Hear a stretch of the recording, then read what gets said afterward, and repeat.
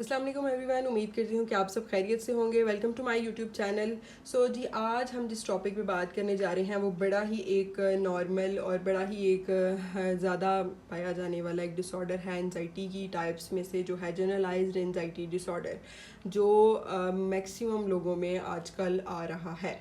और कोविड के बाद तो ये चीज़ ज़्यादा नया रंग ले रही है कि हर पर्सन को कोई ना कोई, वैसे हम डेली रूटीन में देखते हैं कि हर पर्सन को, या स्पेसिफिकली हमारी मदर्स में ये चीज़ आती है कि बड़ी छोटी छोटी बातों पे परेशानी होती है।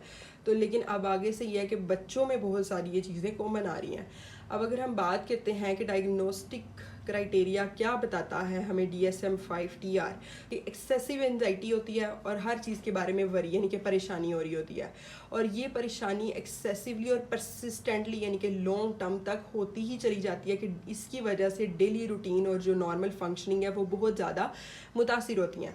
और इसका वो टाइम पीरियड बताता है कि एट लीस्ट 6 मंथ्स। हमें पता है कि किसी भी डिसऑर्डर को डायग्नोस करने के लिए हमारे DSM हमें ये रूल बताता है कि उसका एक मेजर प्रिंसिपल है कि एट लीस्ट 6 मंथ तक वो बंदा या बंदी या जो भी बच्चा है या बड़ा है स्पेसिफिक सिम्टम्स शो करे बार बार, तो हम उसको डिसऑर्डर कहेंगे। अगर एक दिन 2 दिन या चलो 1 वीक भी शो कर रहा है और बाद में वो नॉर्मल हो गया फिर शो कर रहा है, तो वो डिसऑर्डर की कैटेगरी में नहीं जाएगा।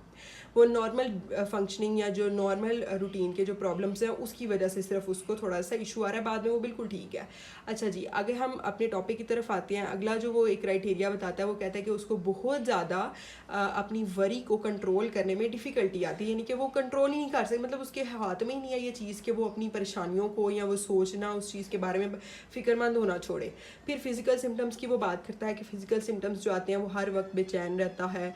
फिर इसके बाद बहुत सारी उसको जो है हेल्थ प्रॉब्लम्स आ रही होती हैं, फटीग बहुत ज़्यादा आ रही होती है, सर चकरा रहा होता है, कंसंट्रेट नहीं कर पा रहा होता, बड़ी छोटी छोटी बात पे इरिटेट हो रहा है। फिर बहुत से लोग शिकायत करते हैं कि पट्ठे खिंच गए हैं मेरे, नींद नहीं आती मुझे रात को, तो ये सारी इसी वजह से है।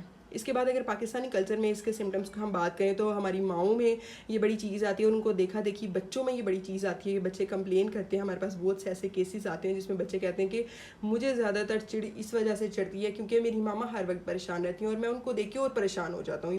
फिर आती है जी फिज़िकल कंप्लेंट्स, बहुत ज़्यादा करते हैं कि मेरे स्टमक में पेन रहता है, मुझे सर दर्द आते हैं, चक्कर आते हैं। सोशल विड्रॉल हो जाता है ऐसे लोगों का, जब हर वक्त परेशान रहना है, इरिटेट होते रहना है, तो फिर ऑब्वियसली जो सोशल इंटरेक्शन है वो सबसे पहले मुतासिर होता है। फिर reluctant to seek help, aetiology again कि उसकी काजेज़ क्या हो सकती हैं, अगेन वो जेनेटिक फैक्टर्स हो सकते हैं पेरेंट्स की वजह से। फिर इसके अलावा आपका कोई इन्वायरमेंट ऐसा हो सकता है कि इन्वायरमेंट बड़ा ज़्यादा स्ट्रेस वाला हो, प्रेशराइज्ड हो। कॉग्निटिव फैक्टर्स कि आपकी अपने दिमाग की सोच ही ऐसी हैं, आपका जो रीस्ट्रक्चरिंग होने वाली है कॉग्निशंस। इसके अलावा कल्चरल एक्सपेक्टेशंस हमारे पाकिस्तान में बहुत ज़्यादा होती हैं, जिसमें हमारी सोसाइटी बड़ा ज़्यादा करती है कि एक ही बंदा जो है घर का जो है वो बहुत ज़्यादा रिस्पॉन्सिबिलिटीज़ ले, मर्द को ही बाहर जाके कमाना है, उसी को घर के सारे खर्चे उठाने हैं, उसी को सोसाइटी के अंदर सर्वाइव करना है, औरत नहीं बाहर निकल सकती। बेतहाशा किस्म के ऐसे हमारी एक्सपेक्टेशंस होती हैं सोसाइटी में। फिर इसके फैक्टर्स की अगर हम बात करते हैं तो ज़्यादा चीज़ जो कॉमन आ रही है वो वुमेन में आ रही है आजकल। मेल में तो आ रही है, लेकिन क्या है कि क्योंकि वो बाहर जाते हैं, वो जाके और इतने सारे लोगों से मिलते हैं, तो वो थोड़ी देर के लिए चीज़ें भूल जाते हैं। लेकिन फीमेल ने क्योंकि घर पे रहना होता है और घर पे बस वही चीज़ें बार बार उसको कोई चेंज नहीं मिलता, दैट्स वाई वो उसी चीज़ पे स्टक रहती है। फिर पर्सनालिटी ट्रेट्स कुछ ऐसी होती हैं कि आपकी पर्सनालिटी में आपकी सम टाइम कहती हूँ मैं बड़ा ज़्यादा एक चीज़ को लेके पॉजेसिव हूँ, मैं बहुत ज़्यादा अच्छा करना चाहता हूँ लेकिन होता नहीं है, मैं बड़ा परफेक्शनिस्ट होना चाहता हूँ, लेकिन ये चीज़ें जो है ना, और एक कंपैरिजन बड़ा मेन इंपॉर्टेंट रोल प्ले कर रहा होता है आपकी पर्सनालिटी के अंदर। फिर कोई ऐसा आपकी पास्ट एक्सपीरियंसेस हो सकते हैं जिसकी बेस के ऊपर आप बार बार जनरलाइज एंजाइटी डिसऑर्डर में जाते हो कि कहीं वो दोबारा ना हो जाए, अगेन वही फ्यूचर की सोच में पड़ जाते हैं। कल्चरल रिलेटेड इश्यूज़ की जब बात करते हैं, अगेन वही कि स्टिग्मेटाइज बहुत ज़्यादा किया जाता है, ट्रीटमेंट जो है ना वो डिले कर देते हैं।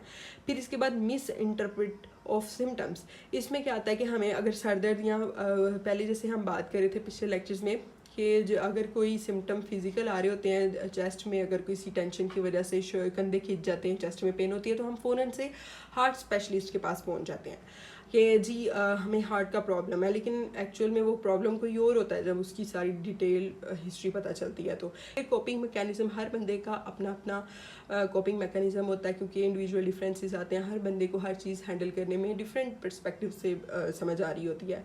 پھر اس کے آگے اگر ہم دیکھتے ہیں ڈفرینشیل ڈائگنوسس، پینک ڈس آرڈر کے اندر ہم دیکھتے ہیں کہ کوئی بھی بندے کو اچانک سے کوئی ایسا فیئر اور ڈسکمفرٹ ہوتا ہے کہ وہ بھاگنا دوڑتا ہے ادھر ادھر کہ مجھے بچا لو، اس طرح والی سچویشن کریٹ ہو جاتی ہے. لیکن جی اے ڈی میں وہ چپ کر کے بیٹھ کے بس سوچتا ہی رہتا ہے، یہ ڈفرینس آ جاتا ہے. پھر سوشل انزائٹی کے اندر کیا ہوتا ہے کہ وہ سوشل سچویشن میں نہیں بول پاتا، لیکن جی اے ڈی میں کیونکہ وہ رہتا ہی اپنے دھیان اپنی گم سم رہتا ہے. ڈپریسو ڈس آرڈرز میں اگین لو موڈ ہو رہا ہوتا ہے اور وہ انٹرسٹ نہیں شو کر رہا ہوتا، لیکن جی اے ڈی میں ایکچوئل میں کیا ہوتا ہے کہ اس کے پیچھے تھاٹس بہت زیادہ آ رہی ہوتی ہیں. ڈپریسو موڈز میں بندے کو پتہ ہی نہیں ہوتا کہ میں ڈپریشن میں ہوں، میں کیوں ڈپریس فیل کر رہا ہوں.